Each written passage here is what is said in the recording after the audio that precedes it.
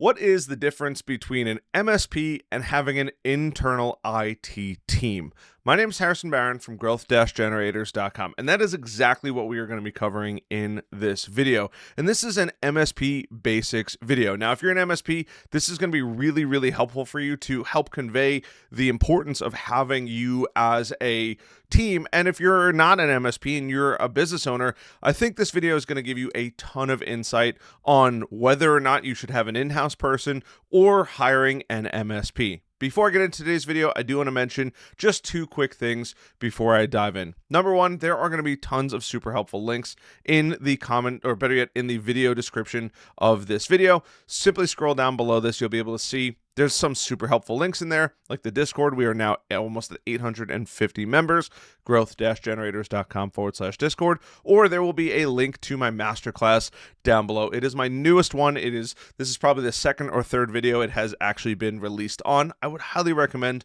going and checking that out, also in the video description down below. And if you're listening to the podcast, MSP Heroes, I appreciate just a like, maybe a subscribe button on this. And if you really feel entitled to it, giving it a review dramatically helps the channel. So let's talk about whether or not you should hire a MSP or you should be hiring an internal IT team. And what are the kind of advantages of both, right? And there's also disadvantages of both. But first, let's define what a MSP is, a managed service provider.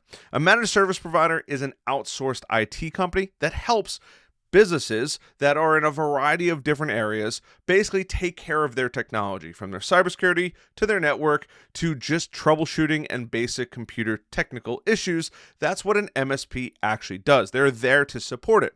Now, if you have an internal IT person, more than likely that internal IT person is doing something very, very similar to that, where they're taking care of the technical issues. The printer's not printing. They have to set up the network or maintain the network, and even probably procuring hardware and setting up that hardware in the environment. But that's typically what a internal IT person is going to do and what a managed service provider is actually going to do. But the managed service provider is typically outside of the business. They are not internal, although there are certain times when the MSP, the managed service provider, is working hand in hand with the in-house IT person or team, kind of as an extra set of hands, because in one of my previous videos, we talk about some of the massive benefits MSPs typically get that an internal IT person just doesn't have the ability to have, the expertise, the ability to touch all of the latest and greatest, and they're really only familiar with the environment that they work in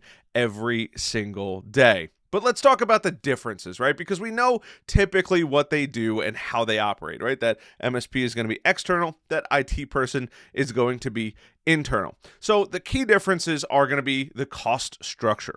Now, an internal IT person is going to have certain benefits of being a W-2 employee. And those benefits might be really, really good for the right person. Some of those benefits are obviously a reliable paycheck. They're getting that. They're getting some of the company benefits, whether that's a pension, 401k, sick time, vacation time, all of that involved. All of the perks basically that you get inside of that business, right?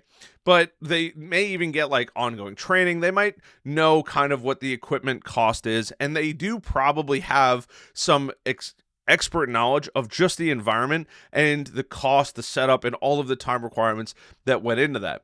But now we have the MSP side with a cost structure. And the nice part is the MSP world is a subscription-based model. Typically, they charge either based on user, the people in the company, or device, the devices in the company. Some companies will charge, or some MSPs will charge based on one of those two, or a hybrid version of that. But the nice part is they typically offer some flexible contracts, right? If you're not happy with your managed service provider, all you have to do is wait for the contract to run out, and then you can go find somebody else. And depending on what the contract actually says, you may even be able to get out of it sooner. Versus having an internal person, they might be relying strictly on your business, and you might not want to make that hard decision of terminating somebody inside the business as well, which can be dramatically hard on somebody. I totally get it. But the other difference is the variable pricing. An internal IT person is typically going to be able to grow to a certain amount inside of a business. And then when they run out of time or the ability to execute what they need, there's usually a massive expense added on for an additional team member or hiring experts in certain areas in the business. Whereas the MSP, that cost is kind of all included for the expertise, the consulting, and a bunch of other perks, kind of giving it a little bit more of a variable pricing, but usually at a significantly cheaper rate than having an internal person. Next is going to be scalability. And a internal IT person, kind of like I just said, they're gonna hit a limit at some point. And who knows what that limit is? Depending on the infrastructure and the environment, that limit could be 10, 15, 20 employees, could be 50 or 100 employees, depending on what kind of business it is. Whereas an MSP, they grow by their clients growing. So as their clients continue to grow, they're going to be able to charge a bit more and a bit more and a bit more. And typically an MSP has a variety of different clients. And the nice part about that is they're all going to be growing. And a rising tide, in this case, very much lifts all ships. The burden of having to hire an employee is dramatically offset with an MSP because they are built and designed to scale. Now, if you've made it this far, I hope I've earned a like button, subscribe button, notification bell. But before I jump into the next part, just take a second. It really does help the channel to hit that like button. I'll wait for you. Thank you. So the next is going to be expertise. And this is really where I see the great divide happen between an internal person and an MSP. Now, the expertise is going to be slightly limited, and it is one of the downfalls of having an internal IT team. Now, that's not always going to be the case, but most companies aren't investing tons of time and energy into their internal person. They're not paying for courses, they're not sending them to training, and guess what? Even if they are, who's covering the entire system while they're gone? If something happens to the secretary who needs to print documents and their IT person is gone, then what?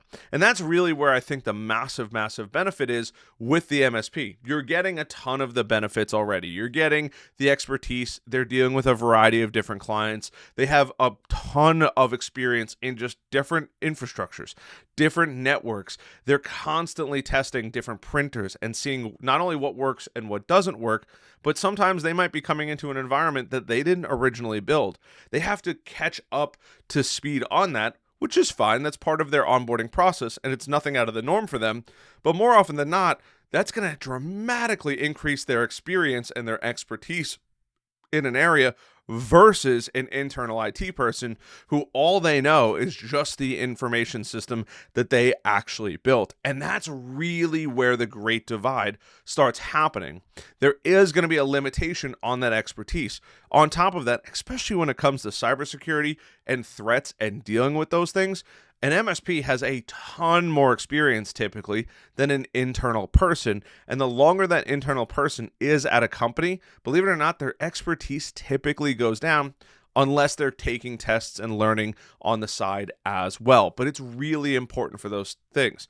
Next, guess what? I already mentioned it. That internal person has to go home. They got to take care of their family. They got to do work.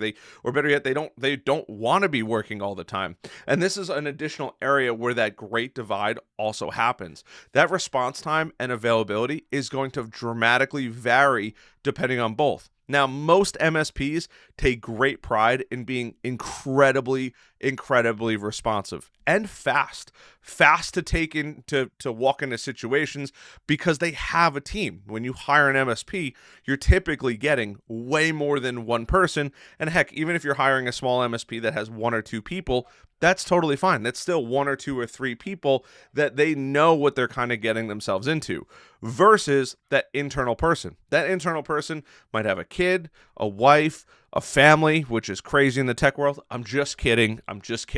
But tech people like being in front of a computer, right? Not only that, they're going to take vacation time. They might get sick. If you only have one internal person, what happens next when something does need to be done or something needs to be taken care of, or God forbid, some kind of malicious software on the system, whatever that might be? Where is that person? What if that person is on a cruise and they don't have Wi-Fi and they can't punch into the system, or they just are completely gone and you can't get a hold of them because they're off hours. Those are things that are very much real problems that businesses run into. Keep that in mind when you're debating on an MSP or an internal person. And last but not least, the technology and tools. An internal IT person, while they might have amazing technology and tools, they might be limited on what's going on in the world unless they're really spending a lot of time staying up to date on what's happening and maybe even attending conferences. But once again, when they're out learning, who's watching the system?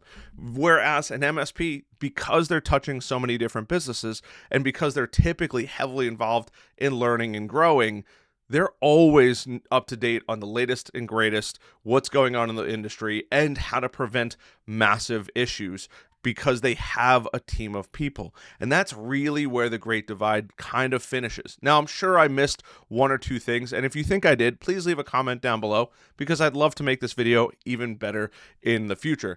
But those are going to be the massive pros and cons between both. An internal person sometimes is a great option, but what happens when they become an employee and then they do all of the employee things, or you're kind of frustrated with them and maybe you're tired of them? An MSP, you could probably just call up and say, hey, I don't particularly like working with this person. Can you change the technician that helps us?